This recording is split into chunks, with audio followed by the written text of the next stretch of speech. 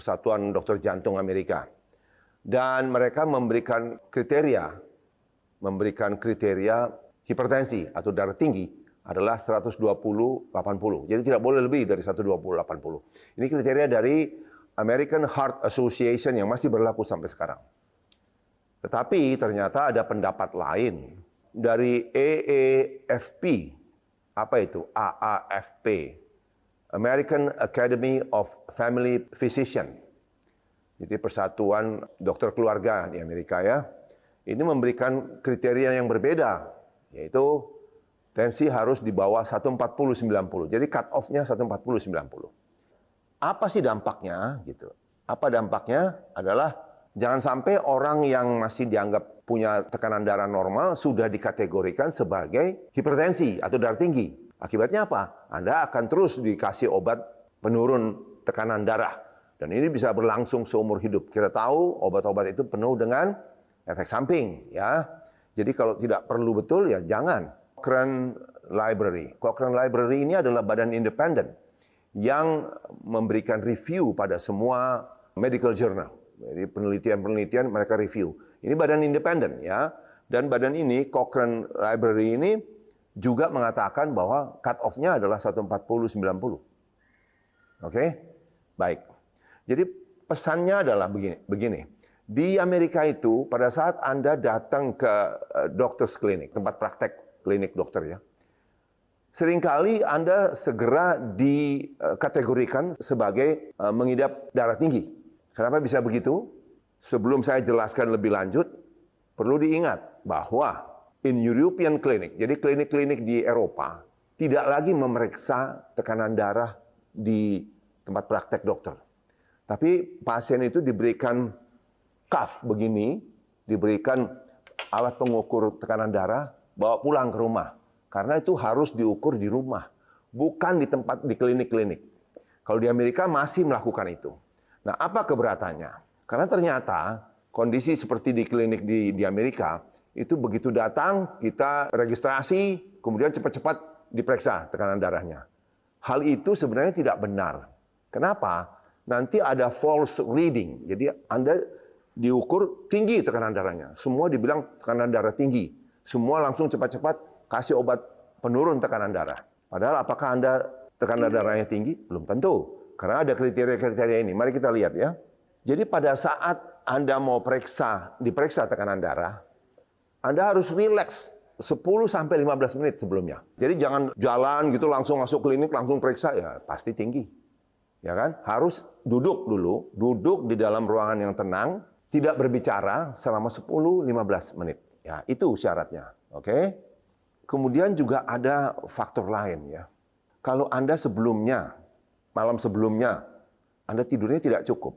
Keesokan harinya Anda diperiksa tekanan darah, itu tekanan Anda bisa naik antara 5-30 poin. Satu. Kemudian kalau Anda habis latihan, ya seperti kita di gym ini, habis latihan kita selalu periksa tekanan darah sebelum dan sesudahnya. Ya, memang itu bedanya gym ini dengan gym-gym biasa. Ini gym dipegang oleh seorang dokter spesialis dan ada di rumah sakit. Jadi sebelum latihan kita periksa. Tapi sesudah latihan kita periksa juga dan itu harus diberikan istirahat seperti tadi, 10-15 menit baru diperiksa. Karena kalau habis latihan, tentu tekanan darah naik. Kalau langsung diperiksa, itu hasilnya adalah false lagi. Jadi itu ada kenaikan 5-30 poin sehabis latihan. Ya. Kemudian yang lain adalah kalau kita periksa cuff-nya ini langsung di atas baju. Ya. Itu ternyata memberikan false reading. Jadi Anda harus buka ini. Yang baik tuh ya, kalau tidak bisa dibuka, diangkat lengannya, ya buka bajunya. Supaya ini langsung ke kulit, ya. Karena kalau melalui baju, melalui pakaian, teorinya mengatakan, literatur mengatakan, itu tekanan darah Anda bisa naik 10-20 poin. Dan kembali ke tadi, kalau misalnya habis latihan, tidak ada waktu rileks 10-15 menit, itu berapa sih tingginya bisa false readingnya? 10-50 poin, ya. Jadi tadinya Anda tidak hipertensi, jadi hipertensi. Kemudian ada ukuran cuff ini yang salah. Biasanya itu terlalu kecil. Jadi kalau orangnya besar, tangannya besar, pakai cuff yang standar, itu kadang-kadang memberikan reading yang salah.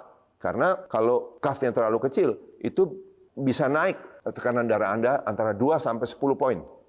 Kemudian, sering kali kita lihat pada saat diperiksa, itu ditanya oleh perawat, gimana Pak, apa mengenai di anamnesa namanya, ditanya-tanya lah riwayatnya bagaimana, berapa lama, keluhan dan sebagainya. Pada saat Anda jawab, Anda berbicara, itu naik lagi tekanan darah Anda sampai 10 mm Hg. 10 poin. Nah, ini yang sering. Kopi. Kalau Anda habis minum kopi, itu bisa naik sampai antara 5 sampai 25 poin. Ingat, kopi itu jadi clear up, keluar dari sistem kita, itu sampai 9 jam. Ya. Tentu kalau habis minum, itu efeknya lebih besar. Kemudian dia turun. Ya. Makanya sekalian saya singgung, kalau Anda minum kopi jam 3, jam 4 sore-sore itu, biasanya susah tidur nanti. Karena kopi itu masih ada dalam tubuh Anda, belum dibersihkan, belum dikeluarkan. Juga tentu ini mungkin tidak berlaku di kita. Tapi kalau kita ada dalam ruangan yang dingin sekali katanya, itu tekanan darah kita naik 2 sampai 10 poin. Terus ini yang sering juga, kalau mau ditensi, Anda harus ke toilet dulu. Harus buang air kecil dulu, harus kencing dulu. Karena pada saat kandung kemih Anda penuh, ya, itu tekanan darah Anda akan naik 10-20 poin. Kemudian posisi juga penting. Kalau Anda cross leg, begini ya, cross leg ya. Terus kemudian juga dangling, dikatakan dangling itu kalau kita duduk di tempat lebih tinggi, ya, lebih tinggi, kemudian kaki kita bisa goyang-goyang gini. Itu tidak baik. Karena itu dangling itu dan cross leg itu bisa meningkatkan tekanan darah kita 2 sampai 8 poin. Jadi sekali lagi tadi ingat full bladder. Jadi kalau kandung kemih kita penuh, harus kosongkan dulu baru kita diperiksa tekanan darah. Dan juga kalau Anda ingin BAB, lakukan dulu. Karena pada saat Anda menahan, tekanan darah Anda naik. Dan kalau Anda stres, dalam kondisi stres, marah, ya, kecewa, itu bisa naik tinggi sekali. Bahkan sampai, tentu tiap orang beda, bahkan pernah dicatat sampai naik 50 mm Hg. 50 poin lebih tinggi. Jadi semua orang-orang yang tidak hipertensi jadi hipertensi nih, dikategorikan hipertensi. Jadi sekali lagi poinnya adalah occasional high blood pressure. Jadi kalau tekanan darah Anda tinggi sesekali ya, itu belum bisa dikatakan, oh Anda darah tinggi. Jadi kalau misalnya Anda datang ke praktek di klinik, periksa, oh tinggi, 150. Perlu obat langsung. Sebenarnya tidak bisa, karena dikatakan kalau occasional itu belum bisa dikategorikan tekanan darah tinggi. Jadi bagaimana? Karena pengukuran tekanan darah itu sebenarnya tidak di klinik, tapi di rumah. Yang kayak gini ini Anda periksa di rumah. Basal itu pertama periksa adalah bangun pagi, kemudian Anda duduk dulu, kembali 10-15 menit, Anda periksa. Tapi begini, kalau misalnya tinggi, jangan stres. Diulang lagi kedua kali, ketiga kali, itu Anda sudah stres. Makin Anda stres, makin naik itu tekanan darah. Jadi kalau misalnya pagi periksa, hasilnya berapa? Sekali aja Anda tulis, catat. Kemudian 12 jam kemudian, periksa lagi dengan syarat yang sama, 10-15 menit istirahat, kemudian periksa, catat. Lakukan ini selama 7-14 hari. Dari 7-14 hari ini, kemudian datanya itu Anda rata-rata. Itulah tekanan darah Anda. Jadi nggak bisa itu katanya, langsung ke dokter di kamar praktek, belum istirahat, langsung periksa, 160, 120, Anda darah tinggi, langsung dikasih obat. Itu tidak betul.